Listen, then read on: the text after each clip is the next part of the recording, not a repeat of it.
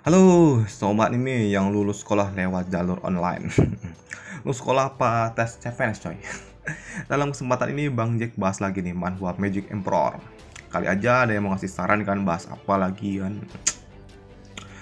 Video kali ini dimulai dari part ke-6. Bagi yang belum nonton part sebelumnya ditonton dulu. Masa datang-datang langsung part 6 kan? Sombong banget. Nah yuk langsung aja kita gas. Part ke-6 dimulai dari chapter 48. Suatu pagi di kediaman keluarga Luo, Ivan pun memanggil tuan putri kita. Nona manis ini pun terkejut karena tiba-tiba dipanggil oleh Ivan. Ia pun sempat berpikir kalau Ivan mau ngajak yang enak-enak. Tapi hal yang ia dengar merupakan permintaan Ivan yang akan pergi. Mendengar hal itu, tuan putri pun langsung kena mental. Di sana Ivan menjelaskan alasan ia akan pergi karena ia ingin membangun sebuah kekuatan untuk melindungi keluarga Luo dan mencari para pengikut-pengikut yang sangat kuat.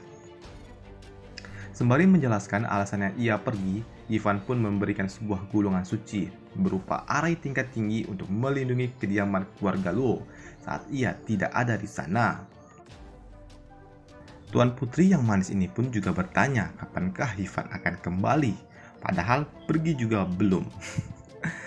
Ivan yang tidak memberikan suatu jawaban pasti membuat tuan putri ini pun menjadi gusar. Mendengar hal itu, ia pun langsung saja mencomot bibir Ivan. Waduh, mantap. Setelah memberikan hadiah yang mantap, ia pun langsung pergi untuk memanggil adiknya dan pengawalnya. Mendengar berita itu, membuat tuan muda ini pun terkejut. Namun ia pun tidak dapat berbuat apa-apa karena sampai saat ini ia memang gak ada gunanya. Ia pun mendapatkan sebuah wajengan dari Ivan untuk menjaga kakaknya saat ia pergi.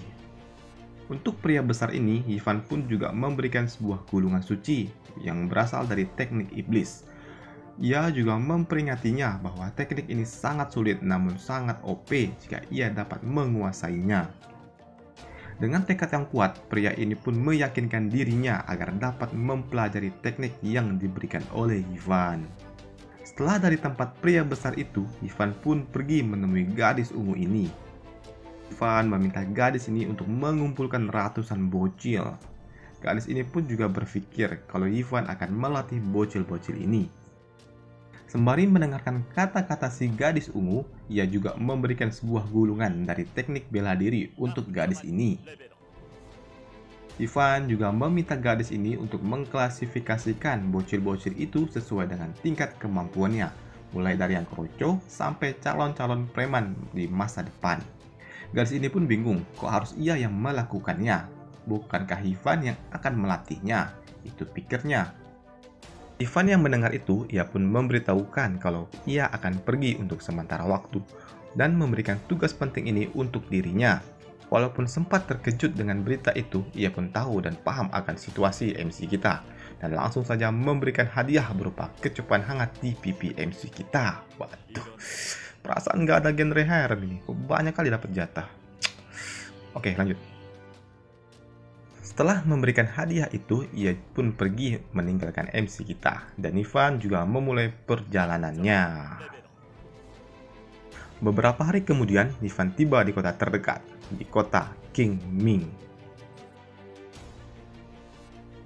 Setibanya di sana, ia ditabrak oleh seorang gadis kecil yang sedang dikejar oleh para penjaga kota. Gadis ini pun meminta Ivan untuk membantunya keluar dari kota ini. Ivan yang baru saja sampai malah diminta membantunya keluar. Hal itu pun membuatnya menjadi kesal. Gadis ini pun menawarkan kesepakatan kalau ia akan membantu Ivan menelusuri Gunung Beast atau gunung tempat para monster-monster sihir. Gadis ini pun juga mengatakan kalau saat ini tidak dapat pergi ke Gunung Beast karena keluarga Yao Ming sedang menambang pasir emas di sana. Ivan yang awalnya ingin mengambil beast atau monster sihir, kini merubah niatnya. Ia kini menginginkan pasir emas itu karena pasir itu sangat langka dan dapat menambah kekuatannya. Pada akhirnya mereka pun sepakat untuk saling bekerja sama. Di chapter 51, Ivan pun sedang berjalan di lorong kota. Ia pun disergap oleh segerombolan para penjaga. Pria ini ternyata berasal dari keluarga Shu yang ingin menangkap gadis yang saat ini bersama Ivan. Namun, Ivan yang sudah memiliki kesepakatan dengan gadis ini pun tidak membiarkan gadis ini diambil oleh pria itu. Ivan yang kesal, ia pun memprovokasikan pria Shu itu dengan memanggilnya Dogi. Pria itu pun yang sudah terprovokasi menyuruh seluruh anggotanya untuk menyerang MC kita. Tapi MC kita yang badas dengan mudah membantai mereka semua. Pria Shu ini pun yang melihat anak buahnya tidak berguna, ia pun ingin turun tangan langsung. Tapi MC kita yang nggak suka bertele-tele pun langsung saja melesat dan menghampiri pria Shu itu. Pria Shu itu pun juga nggak pelangak-pelongok doang, ia pun menembakkan kamehamehanya, tapi serangan itu pun dapat dihindari oleh MC kita. Ivan yang berhasil menutup jarak di antara mereka langsung saja menonjoknya, yang membuat pria Shu itu pun terlempar jauh. Pria Shu yang akan dieksekusi oleh Ivan dihentikan oleh teriakan gadis kecil ini. Gadis ini pun mengancam tidak akan bekerja sama kalau Ivan mengeksekusi pria Shu itu. Ivan yang sudah bosan, ia pun melepaskan bocah keluarga Shu dan mereka melanjutkan perjalanan mereka kembali. Beberapa saat kemudian muncul pria putih yang berpakaian sama dengan keluarga Shu. Pria itu pun mendapati anaknya terduduk dengan serangan mental yang diterimanya. Melihat anaknya kena mental membuat pria ini menjadi murka. Ivan yang berjalan menuju mulut gua dihentikan oleh suara teriakan. Teriakan itu berasal dari pria Shu yang merupakan bapak dari anak muda tadi. Di belakang pria tua ini ada seorang bocah yang memanggilnya ayah. Pria baju kuning ini pun langsung saja ingin menyerang MC kita. Namun begitu ia dekat, ia langsung dicomot lehernya oleh Ivan, the real beban. MC kita yang lagi-lagi ingin mengeksekusi bocah yang tidak berguna itu dihentikan oleh gadis kecil ini. Pria tua ini pun memberikan sebuah penawaran. Jika Ivan dapat menghentikannya dalam 10 gerakan, ia akan membiarkan Ivan membawa gadis kecil itu pergi. Ivan pun setuju dengan kesepakatan itu. Namun Ivan membuat sebuah provokasi kalau ia tidak perlu menahan serangan Pak Tua karena ia akan membunuh Pak Tua itu. Pak Tua ini yang sudah terprovokasi oleh Ivan berlari menuju MC kita. Tapi MC kita yang rada-rada songong ini pun juga berlari menghampiri Pak Tua itu sembari mengeluarkan senjata sucinya. Serangan pertama Ivan pun dapat dihindari oleh Pak Tua ini. Melihat serangannya dapat dihindari, Ivan pun mengeluarkan kunyangnya dan mulai kembali menyerang. Kali ini ia pun sangat yakin bahkan serangannya dapat mengenai Pak Tua itu. Tapi siapa yang sangka kalau lawannya kali ini sangat kuat. Pak Tua ini pun dapat menahan serangan Ivan dengan menggunakan ki emasnya. Ternyata itu bukan berasal dari ki, melainkan baju yang ia gunakan ternyata merupakan armor level 2. Melihat serangan yang dapat dihindari hingga 2 kali membuat Ivan sadar kalau Pak Tua ini memang cukup tangguh. Kini Ivan pun kembali menyerangnya untuk ketiga kalinya dan lagi-lagi serangan Ivan pun tidak dapat berguna dan dapat dihindari. Melihat serangan yang dapat dihindari bukannya kesal atau cemana gitu kan, tapi Ivan pun malah senang. Kali ini ia pun menyerang dengan jutsu barunya dengan menggunakan 3 bayangan. Udah kayak Boruto aja nih. Pak Tua ini pun gemetar melihat serangan Ivan karena berhasil memotong rambutnya dan ia pun mengaku kalah.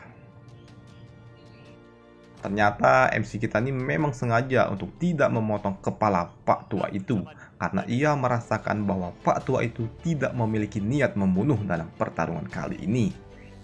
Pak Tua ini pun mengakui kalau kekuatan Ivan sangat mengerikan. Lalu Pak Tua ini pun pergi menghampiri gadis mungil ini dan memeluknya. Dan ternyata gadis ini merupakan anaknya yang bernama Ning Er. Bang Jack panggil Ning aja lah ya, biar nggak ribet ya. Ivan yang mendengar gadis itu memanggilnya ayah membuatnya bingung. Udah susah-susah aing duel, tahu-taunya pria itu adalah calon mertua. Kan bangsat.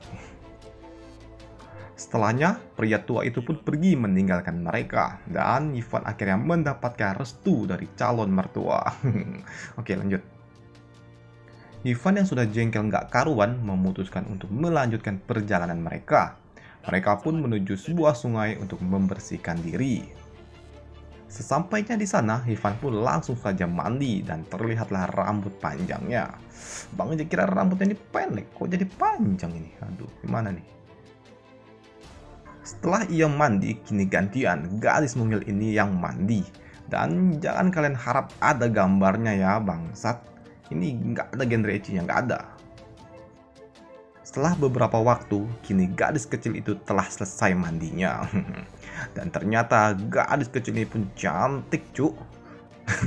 Dan juga ada isinya juga. Waduh. Bisa-bisa ganti bini nih. Lanjut.